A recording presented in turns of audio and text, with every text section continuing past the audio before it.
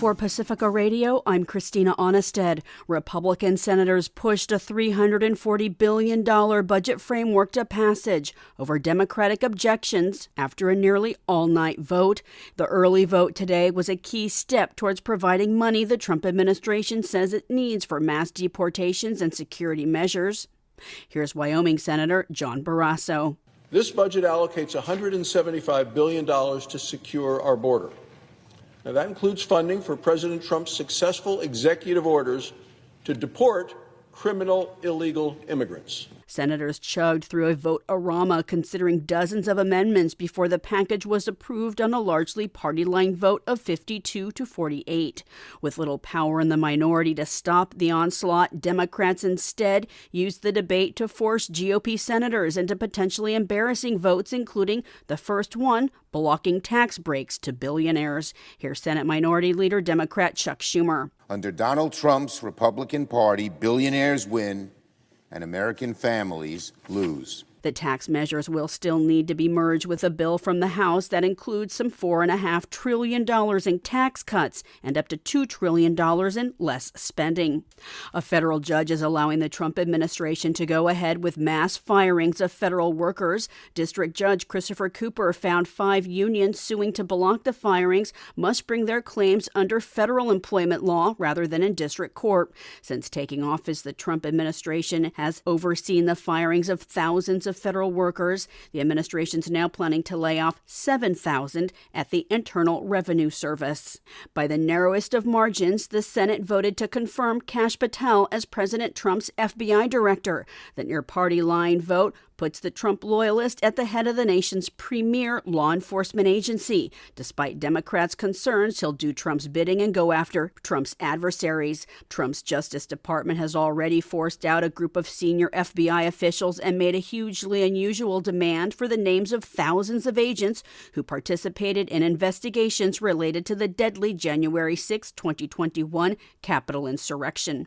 2 Republicans, Susan Collins of Maine and Lisa Murkowski of Alaska, joined Democratic minority in voting no, citing concerns Patel would focus on settling political scores and purging the FBI. Eileen Alfandary has more. Senate Judiciary Committee Democrats stood outside the FBI building and warned Republicans against confirming Patel. My Senate Republican colleagues are willfully ignoring myriad red flags about Mr. Patel, especially his recurring instinct to threaten retribution against his perceived enemies. Durbin previously disclosed that numerous FBI whistleblowers had come forward to say that even before being confirmed, Patel was directing the purge of FBI agents. During his committee testimony, Patel had disavowed any knowledge of the purge.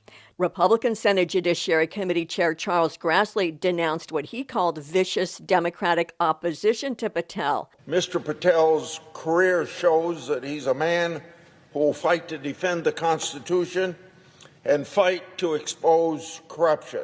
Before he was nominated, Patel said he would come after what he described as anti-Trump conspirators in the federal government and the media. He described convicted January 6 rioters as political prisoners and wrote a children's book that portrayed Donald Trump as a king. I'm Eileen Alfandary. Israeli forces have dropped leaflets in Gaza threatening Palestinians to leave Gaza or die. This comes after U.S. President Donald Trump has called for the expulsion of Palestinians so the U.S. could develop it into the Riviera of the Middle East. Though many are refusing to leave, even as the delivery of mobile homes has not yet occurred through Israeli checkpoints.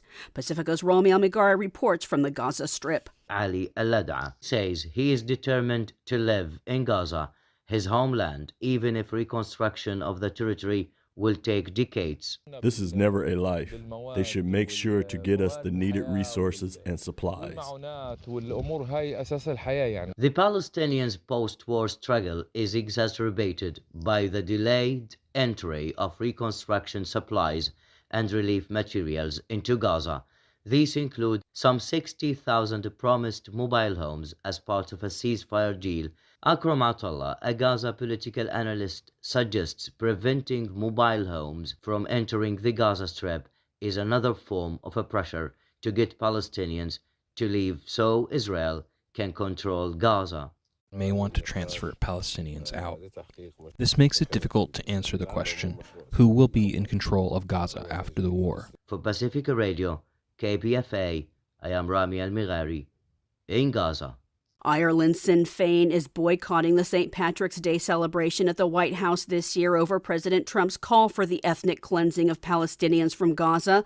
Leader Mary Lou McDonald said she, like many other Irelanders, have listened in horror to the president's call for the mass expulsion of Palestinian people from their homes and the permanent seizure of Palestinian lands.